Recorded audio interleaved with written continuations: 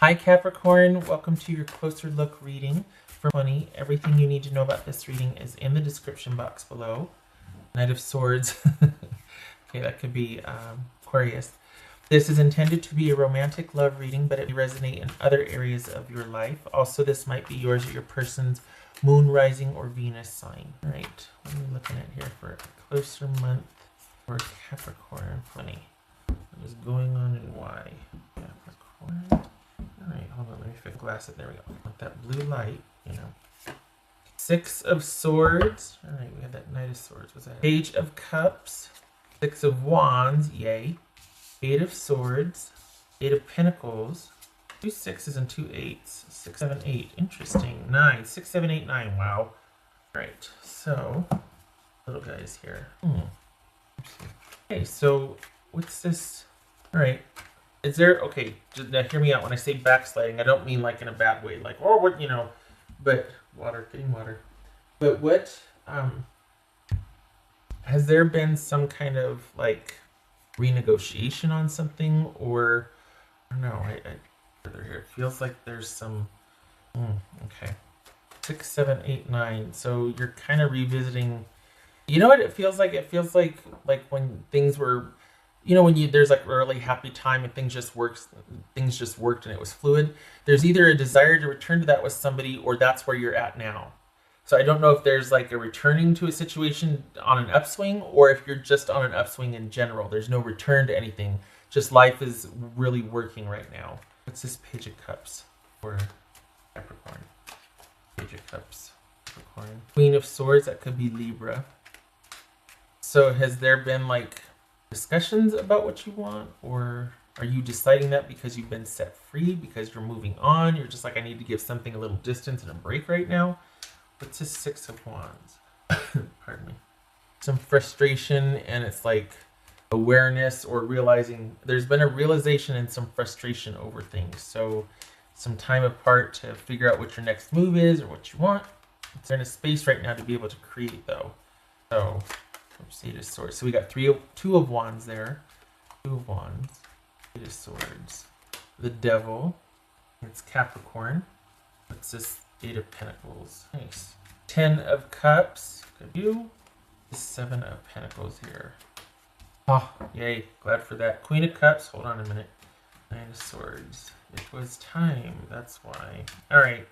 Here's the thing, Capricorn. If you're wondering why this has happened, or if we just want to take a closer look at your situation, for the Capricorns I'm reading for, it was time, because you're realizing that this is never going to change not never. It hasn't changed, and you're feeling more and more lately that it might not.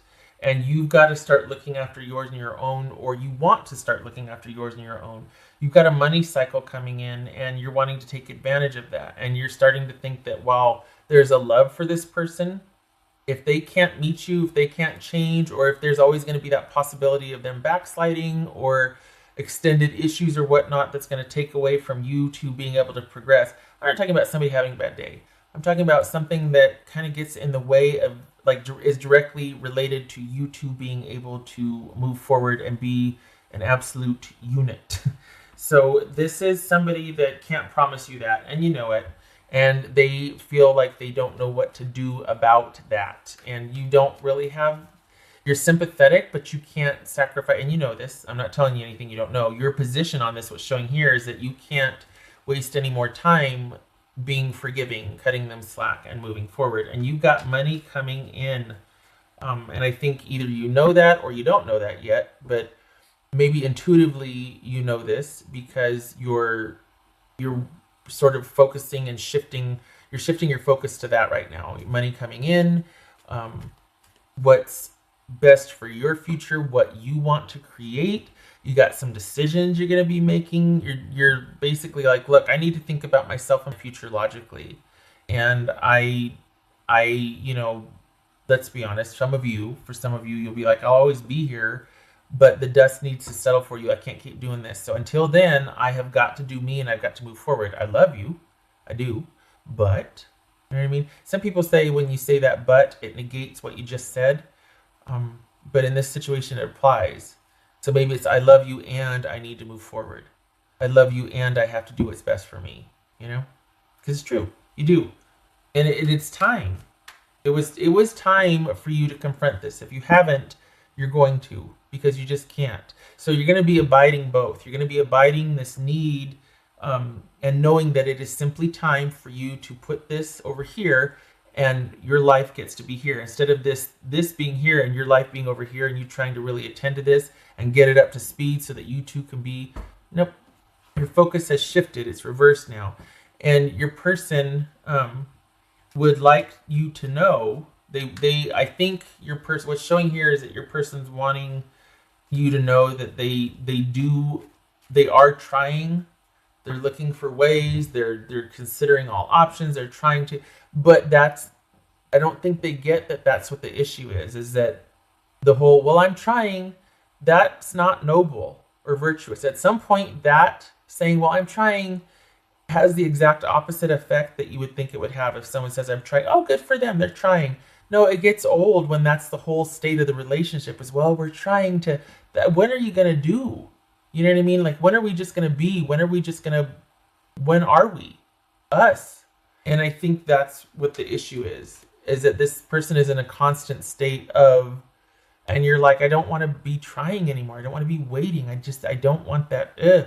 And it's not that you are unsympathetic, but you simply need to put your life at the focal point at this point. It is simply time. And it's about you. It's come down to you needing to decide what is best for your future. And you do have money coming in. You've got, don't be surprised if there are job offers within the next 4 months.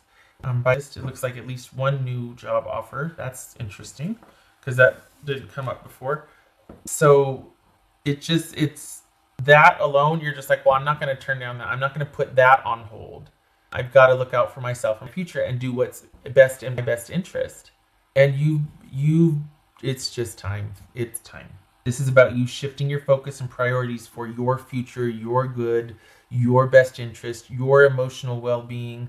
Being able to return to that state of whimsy and like excitement and just that the beginning and getting that joy back and getting that reprieve and that whimsy and that kind of daydreaming and just like where things are a little bit easier, a little bit more fun, a little bit more calm. There's not this waiting and disappointment. There's this kind of wondering and a return to figuring out what you want. It's intuitively led to, don't be surprised. We've got your intuition kicking in here pretty strong, and that guiding your outlook here, or wanting to kind of course correct where you've been on, because there's depletion and there's kind of being tired, and so you need to return to that joyful state. And this is you kind of maneuvering, using your intuition to help weigh in on decisions of how to get that back, of how to land there again, about how to be back in that state of, I'm over here working and doing what makes me happy. And at the end of the day, I feel good. I feel playful. I feel light. I feel like I can daydream about romance. I feel like it doesn't hurt to think about romance. It doesn't hurt to be without that anymore. Like, that's what this feels like. It feels like you're course correcting. It is simply time. And you're doing it.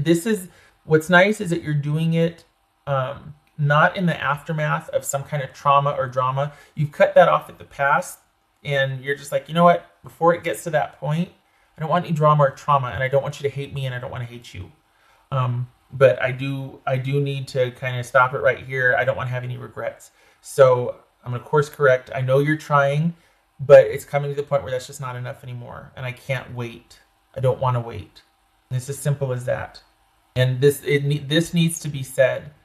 And it's gone on long enough to where you need to withdraw and not really participate anymore in this dynamic with this person. It hasn't changed.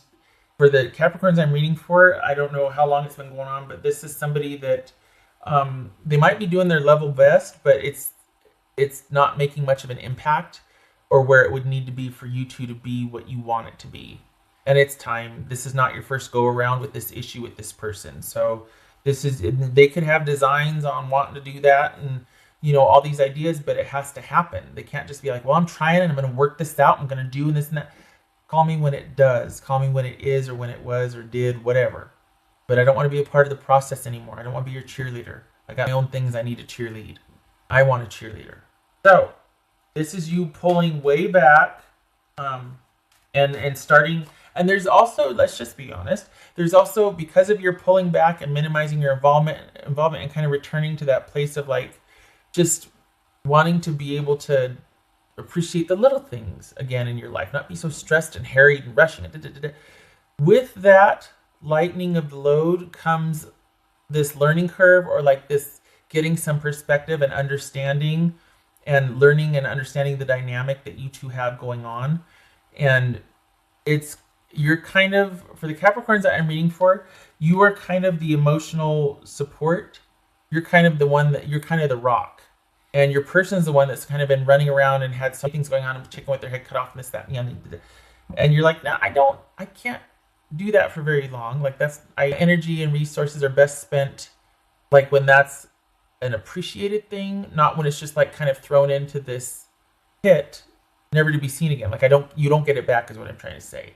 It's not reciprocated. You're not being resourced as you're resourcing. It's not communal. So this is a depletion of your resources also, which is why you're needing to pull back. And with that, you're starting to understand the dynamic, which is this is kind of one-sided, not because a person is bad or a jerk, but because their life is such that everybody who is in their life is basically in support of them either surviving something, healing, dealing with someone. And so it's not that there's not a love here, but you just can't be a part of that right now. It has asked too much of you up until this point. I feel like I'm repeating myself here because that sounds familiar to me. Okay. I like that there's been this shift in this focus and this pullback of you course correcting before it's too late, before there's acrimony and, what else for Capricorn? It's like you're shelving something. You just don't know what to do. Can't help that. Can't fix it. 8 of Pentacles. See, there's that money coming in, Capricorn. You want to be ready for that. You want to be able to go, yes, please, more, thank you. Yes, that's okay. Right. And this is also a shift. This helps you process this. This helps you kind of figure this out and put it into perspective and move through how you're feeling rather than be stagnated by it and just be stuck and avoid it, because it'll circle back around again if you do that. That's always fun. So this gives you an outlet. What you're going to be delving into that's going to, the money's coming in, it gives you an outlet. And it's time to be able to focus on this too. You put this off. You've kind of not compromised it, but you kind of low prioritize it. And it needs to be a priority again, because that's going to be a good outlet for you, and it's going to be gratifying. Money looks good. This could also be representative of this person that, healing or working through their issues or whatever, that they're close to completion, but they are working on it, and it's a work in progress, and it's solitary work, just as yours should be. So sleep. Let's shelve this. Pull back, rest, renew. This gets to you get to hibernate a little bit here. There needs to be this distance where you can rest and resource and renew. Could also be sleep on it, like, give this some more thought, which you're already doing. You've been thinking about this. You're coming to some conclusions. So this is you giving it a rest. As you should. Ooh, 3 came out. Well, okay then. That's loud. All right, so we've got 7 of Swords reversed. Yay. We've got 3 of Swords, and we've got the Empress reversed. All of these reversed. So, okay, so we're not, I think this is you breaking free of something that has been quite challenging for a while. You're literally setting it down and going to give some thinking time on it.